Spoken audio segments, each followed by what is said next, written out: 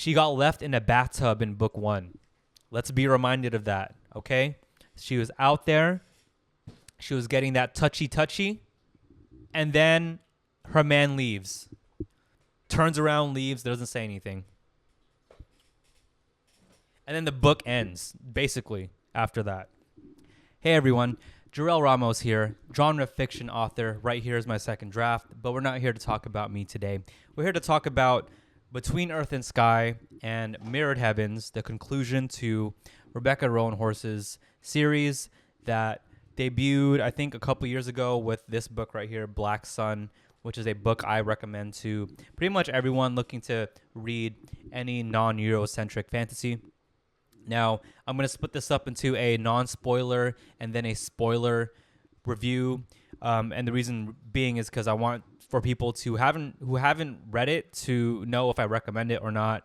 Maybe you just finished Fevered Star, or maybe you just read Black Sun. I'm going to give you my non-spoiler recommendation, and then I'm just going to go into the whole series. Well, talking about the conclusion, but it'll make me talk about the whole series. So here we go. Non-spoiler. Overall, Mirrored Heavens is, I think, worth reading, especially if you finish the second book. There were a lot of flaws with that second book, and that's kind of why I didn't make any content on it. I just wanted to see how the series would end, and it ended pretty satisfyingly, I will say. I'm going to go into my criticisms first, though, before I go into what I liked about it. So overall, I think this applies to the whole series. I enjoy the scene-to-scene for these books. I think Rebecca Roanhorse is really good at writing scenes and the way they carry through and how it just causes these irreversible changes in these characters. It's fantastic. I will say the big story beats contained in this conclusion, some of them do fumble a bit, especially with some characters, but a lot of them do triumph and are satisfying. So there's kind of a mix there, and I was overall satisfied with it, and there were some moments where I was a little shaky on. That's kind of all I'll say without spoilers. So go ahead and read it and come back to this video because I'm going to talk about this in detail. I don't know if anyone else on the internet has kind of talked about it like this. So here I go. Spoiler time. I want to start by saying rest in peace, Okoa Carrion Crow, because not only did he die in this, he also kind of had his story massacred a little bit. I will say he was one of my favorite parts of the first book in Black Sun because he is from the War Academy, right? So he's not involved with this thing. He's not directly involved with gods or is a avatar or anything like that. A lot of his story in the second book was also interesting because he had to struggle with being there for Serapio, his cousin, and trying to figure out, like, is this a guy I support or not? And the way he gets converted in this third book, oh my God, it's almost like it's a little too convenient, a little too cartoonish. He essentially gets persuaded by Serapio to join him. And while it does work on paper, it just felt like I felt like his scenes were not reading as this is a grown-ass man. I mean, I know he's in his early 20s, but this is not a grown-ass man making his own decisions. And no matter how much internal conflict is written there about how he doesn't know if he can perform his duty and rising up to the occasion of his duty, it felt like a caricature of the man that I remember from the first book. I felt like there's a lot of potential there that was laid down in that first book, especially with this hinting of a love triangle between him, Iktan, and Naranpa. Even though it was very brief, there was something there, right? And to see him go out the way he went out, especially not really fighting, him just being a victim of political backstabbing, it felt like he was kind of just discarded because maybe the story was just had no more room for him. And if that was the case, then maybe he shouldn't have been in the franchise to begin with. And that's another thing is I think the bloating of the POVs start to really hit its head in this book because there are 5 of them, right? You have Naranpa, Serapio, Ziala, Balam, and Okoa. It felt like at some point one of these POVs had to give because all of them were just going in their own direction. I think there was a lot of potential with Okowa's character. It was almost comical just to see him get tortured and then survive and then just die because of bad luck. And I understand the essential function of him bringing Ziala to Serapio, right? That is one of the most important functions of the story. But again, it just felt functional. It didn't feel like something that was earned on his part or earned in the story. It felt like he just had to conveniently be the one to do that. And I guess that also brings me to Naranpa, and I think I'm a little bit more heartbroken over Naranpa because we spend so much time seeing what she goes through, and especially in the second book when she has to go to Coyote's Maw and just like fight her way and unite all the matrons and whatnot. And for her to just be out here away from everything, at first I was like, okay, well maybe this is going somewhere insane. Maybe this is gonna go crazy with her. Maybe like she becomes super powerful, and for her to be so powerful that she ends up destroying the city, again on paper, just like with the Koa's ending, it makes sense. It makes sense why that would happen. It just felt like that should have been a descent into madness, right? It shouldn't have been her having a nice little wedding, or her just getting it on with Iktan, and her having like this parental fulfillment with Kupshu. These things shouldn't have happened as nicely as they should have happened, because it was a sign that she was healing, that she was becoming stronger emotionally. If that's the case, then Tova shouldn't have burned. She should have been part of that battle, and she should have been able to have helped that battle without losing her consciousness and going to a coma.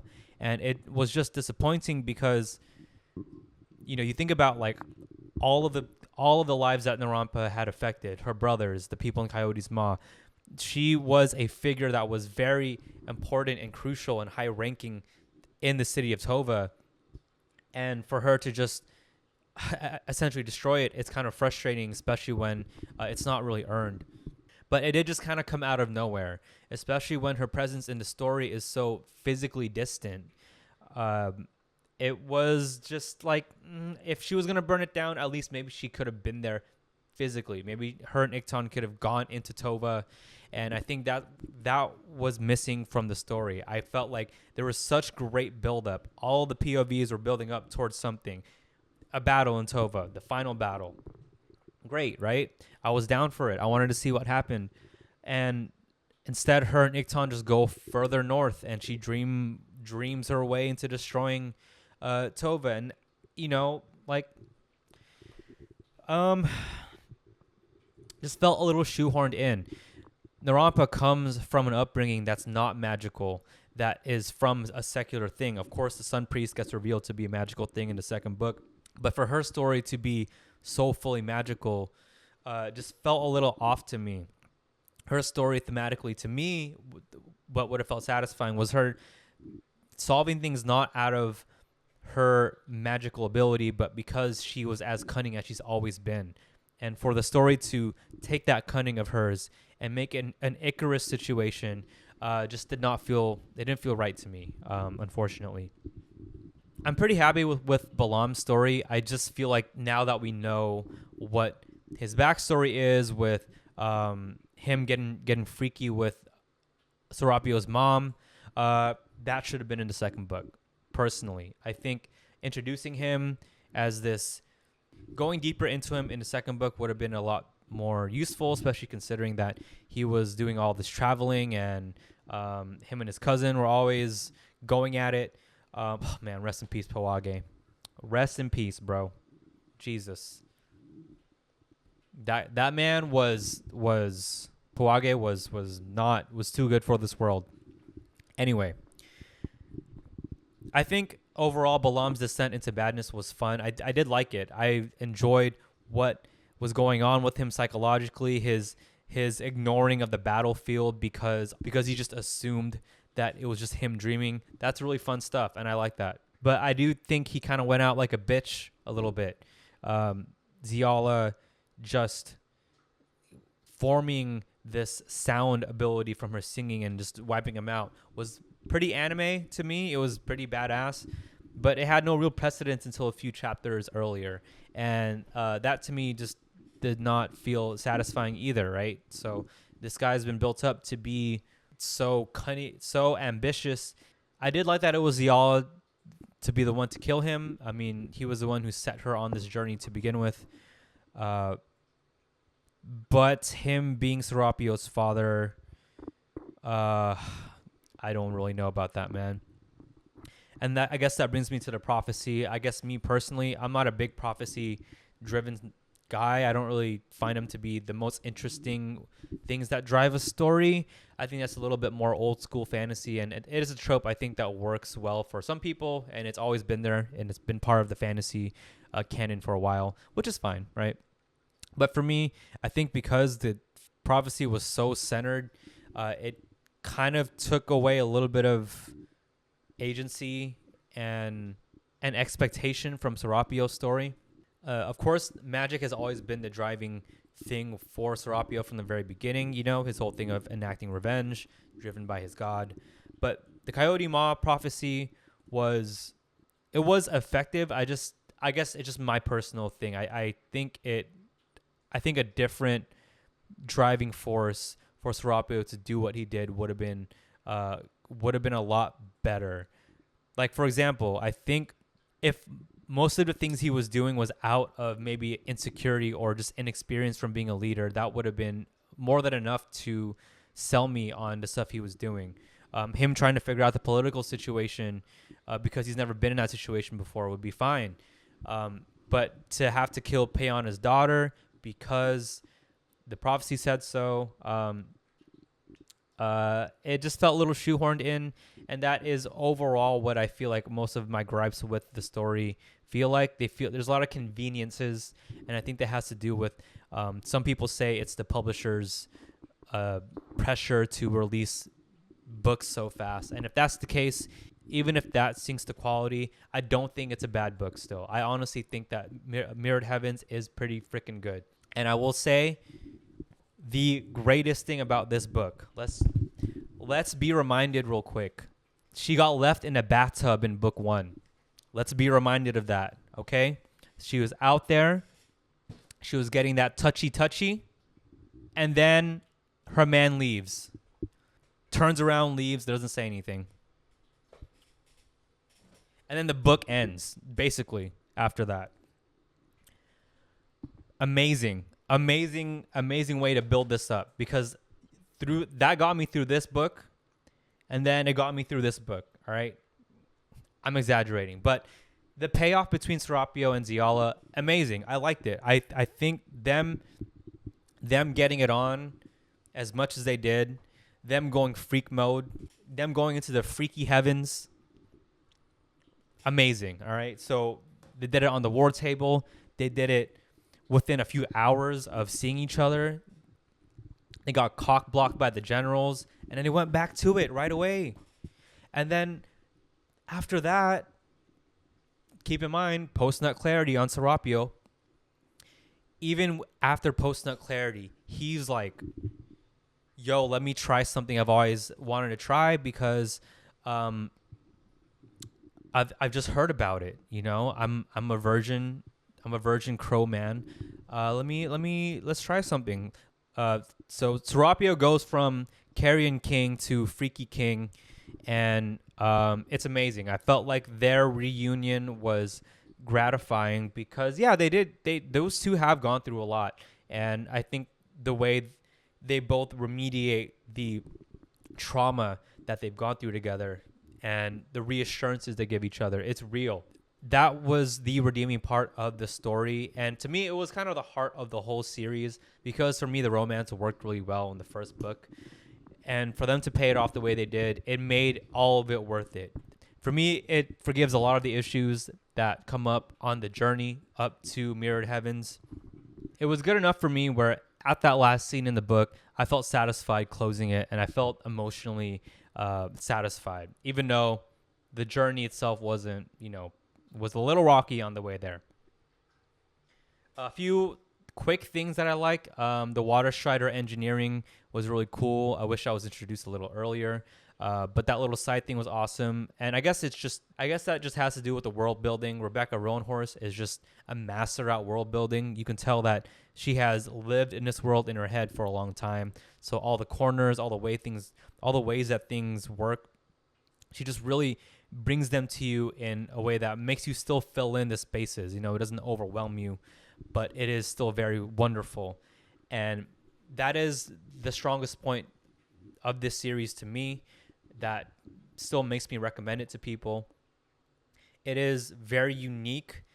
Is the character writing perfect? No. Is the story itself incredible? I think it works well enough. It's not perfect. It's very far from perfect, but I still had a great time reading through it. I still felt emotionally satisfied at the end. I'm going to miss this world a lot. I'm still kind of grieving it being over, although it feels like it's not really over because why else would Narampa just be in a coma state? I think there is an intention to return, and if they do return, I'm there 100% because I am just really into this series. I love it. I love it for all its flaws. I love it for all its good things. And yeah, I just recommend it. Had a great time in the Meridian. This series will always have a special place in my heart, especially because I started Black Sun at a time in my life that was very huge, like really, really big changes. Just got engaged to my partner and ended up, moving out, and just a lot of personal stuff. But that's the beauty of books like this. You just remember where you are, where you're reading them. Black Sun, very vivid memory of reading that in a cafe when it was raining outside. It's just amazing what really good world building can do to your imagination. Just remember that first scene where she's in Coyote's maw and where I was when I first read that. That's powerful to me. And you don't need to have a perfect character arc or perfect story for that to be significant to you. And that's why this series is significant to me. And anyway, yeah, so I got some cool stuff from Rebecca Roanhorse. I got a little signed paper here. Let me show you. So it's like a little signed thing. I guess like when you pre-order it, you get that. And then it came with some buttons, which is really cool. So I'll show you some of that right now. You got the Carrion Crows. Let's see. Carrion Crow. Golden Eagle. Coyote's Maw. Shout out to Coyotes. The Teak. Let's see. The Winged Serpent. Let's see. Water Strider. Can't forget our boy, the Jaguar King. And then, yeah, you have the Sun God. And I think this is like I don't know what that is. The Merchant Lords? I honestly don't know what the purple one is. But Between Earth and Sky, I highly recommend it. Shout out to Rebecca Roanhorse. My name is Jerrel. Once again, thank you for listening to me talk about this series. And let me know what you think, please. I want to talk to people about this. So leave a comment and let me know what you thought about Between Earth and Sky. Did you like it? Did you not finish it? And why? And what would you do if you were left in the bathtub? Let me know.